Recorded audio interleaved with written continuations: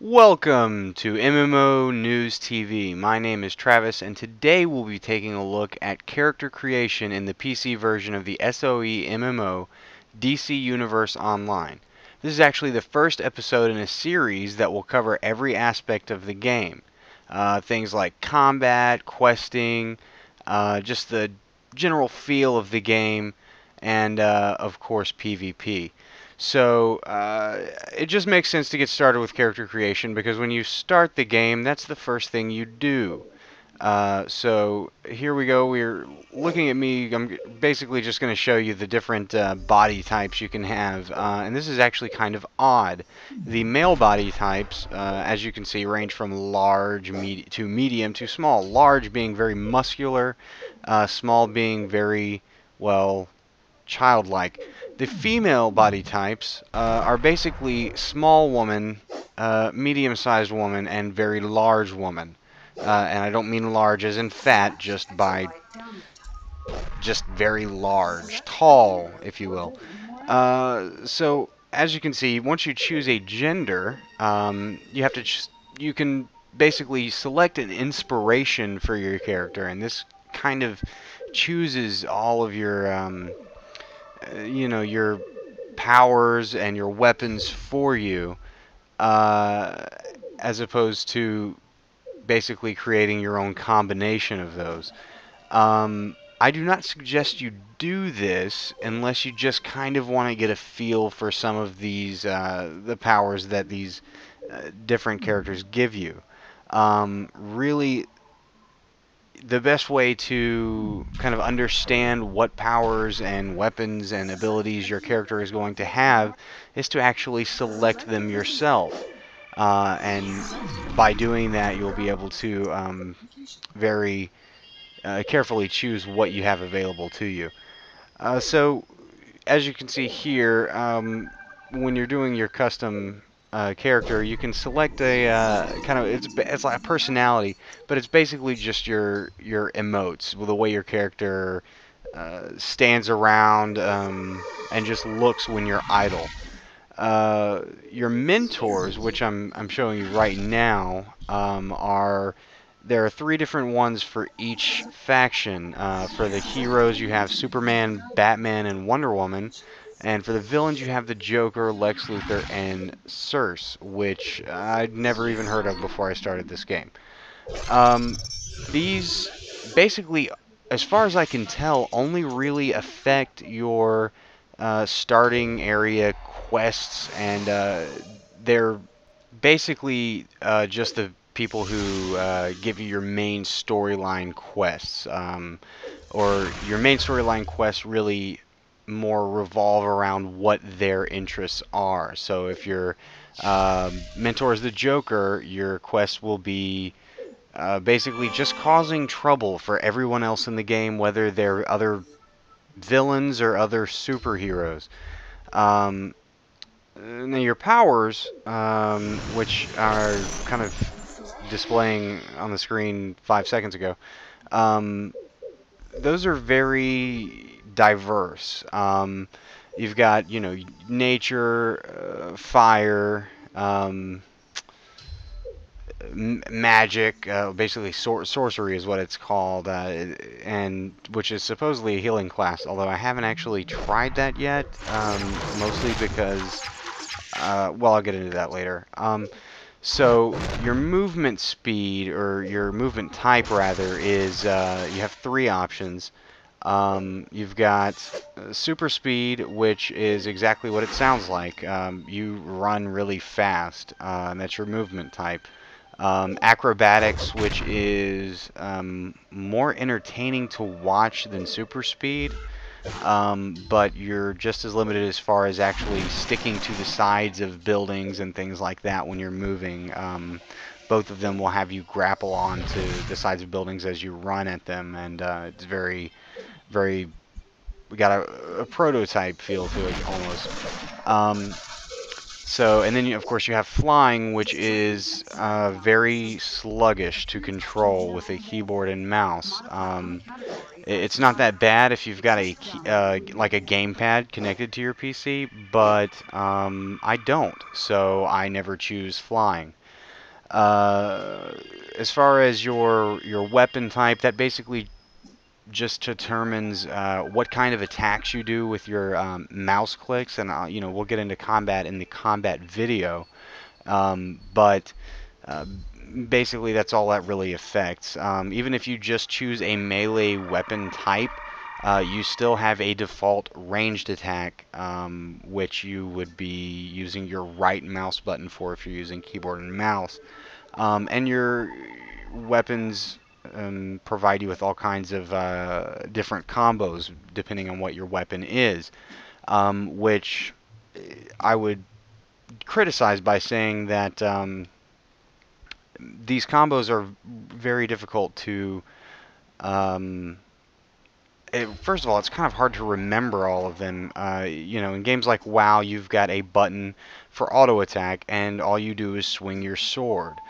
Um, that is, unless you press another button, which corresponds to a completely different type of, or a not completely different type of attack, but an attack that does something different besides just swinging your sword and doing base damage. But I don't know why I'm talking about combat so much. This is a character creation video. So as you can see, basically what I'm doing here is I'm going through all the different options for creating your character, which really don't matter. At least the ones for your hair and your face and your skin, for the most part, don't matter unless you're not going to be wearing most of your costume, which is not unusual considering some of those skins that you were seeing a second ago, like the lava skin, the rock skin, the crystal skin, cyborg skin, things like that. If you're wanting to display that cool skin, you probably aren't going to be covering it up with a really gaudy looking costume. So also, with your hair and your facial features, if you're going to be wearing any kind of headgear or facial gear, which you'll see some of that in just a second, spending a lot of time going through the hair for some reason, you won't be able to see any of that stuff because your headgear or face gear will cover it up. The same thing with your eyes. Don't spend a lot of time on your eye color if you're going to be wearing freaking goggles. It doesn't make sense because no one's ever going to see that. You will never see it. Other players will certainly never see it because they're probably just not going to be paying that much attention to your eye color. So as you can see, there are a lot of different hair types and facial hair type things going on. Um, but at the end of the day, you probably will never see it if you are like most of the people who are going to have some kind of headgear, mask, or whatever. Um, However, I have seen some people who don't have a full face mask. I mean, it's not unusual. Like, obviously, people who are kind of modeling their characters on, like, Superman or whatever, they're not going to have a full facial mask or some kind of, or the top hat.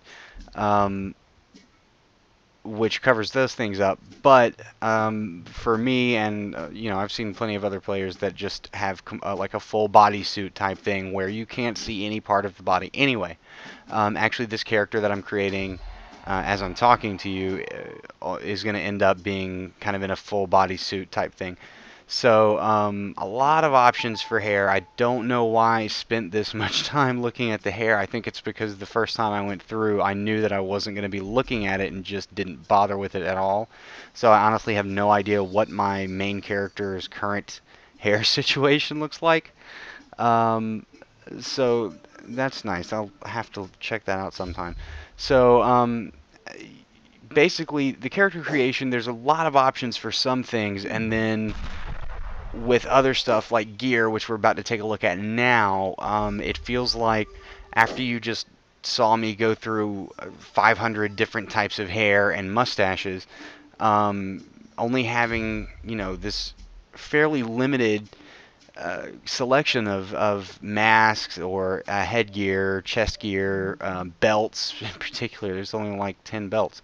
Um, it just kind of it feels a little unbalanced. As you can see, I hope that you can see this you know, in the YouTube video, if you're watching on a low quality, you might not be able to. But the thing that really bothers me the most, especially since I create a lot of characters with full body suits, is that the neck piece of the whatever chest you select doesn't always reach the bottom of the headgear that you select. So if you've got a full head mask type thing going on and a full body suit, you can still see your neck sometimes, which is just really stupid. I mean, I understand it's really not that big of a deal. It's not going to affect gameplay at all. But seriously, it's you know, the suits do such a good job of matching up. You know, you can, you know, find pants like 500 different kinds of pants. Really not that many at all. That's obviously hyperbole. But there are a ton of pants that match that particular shirt that the character's wearing right now, and just about any other shirt that you can pick. But and they match really well. It looks really good. But then you can still kind of see your neck, even though you're intending for your character to have a full body suit that doesn't reveal any skin at all. So that's a little frustrating, but not a big deal. I mean, really, you can't tell when you're playing the game. It's just when you kind of zoom in on your character, you can see it a little bit, but most of the time it doesn't even matter. So there are not still not as many options for your clothing as or your gear as with like the hairstyles, for example. But there really are a lot. So you could have as you can see, I just went through some of the chest pieces, and I'm going to go probably through some of the feet pieces. Yeah, there we go. So you've got all different kinds of feet pieces. Like there's like business, tennis shoes, dress shoes, stuff like that. And then, of course, all your kind of generic superhero boot types feet pieces. And then you've got the same situation for every piece of gear that you can wear. So like your pants, you can have basically like you can have gym shorts if you wanted. With your shirt, you could have there's one I think that's got like a chain, like a necklace type thing, and it's kind of like a street thug gangster type look that you could have for your character. And so you really have a lot of options for customizing your character to look the way that you want, which is really cool. And of course here I'm getting into the color, the matte options. I don't even know what word I'm looking for. It basically changes the whole color of the costume instead of doing it piece by piece. You can do piece by piece, however, unless you're like some kind of art major or something and you know you're just really good at that kind of thing, or you just set every gear item to be basically the same color, it's you run the risk of making your character look really retarded. So as you can see there, I just changed 3 colors and my costume looks pretty coherent. So once you get to the point where you've created your character and you're ready to go, you get to name creation, where you will probably not be able to choose the name that you want, because that has happened to me pretty much every time I've created a character. So that, in a nutshell, like a 15-minute long nutshell, is how you create your character and go about doing all of that stuff. And it's just kind of my look at what that's like. So overall, pretty good experience with character creation. You stick around. We're going to have a couple more videos for, like I said, combat and such. So thanks for watching. Don't forget to rate, comment, and I do read comments, so please leave them. Constructive criticism is really appreciated. So that's it for this episode. Thanks again for watching, and as always, have a great day.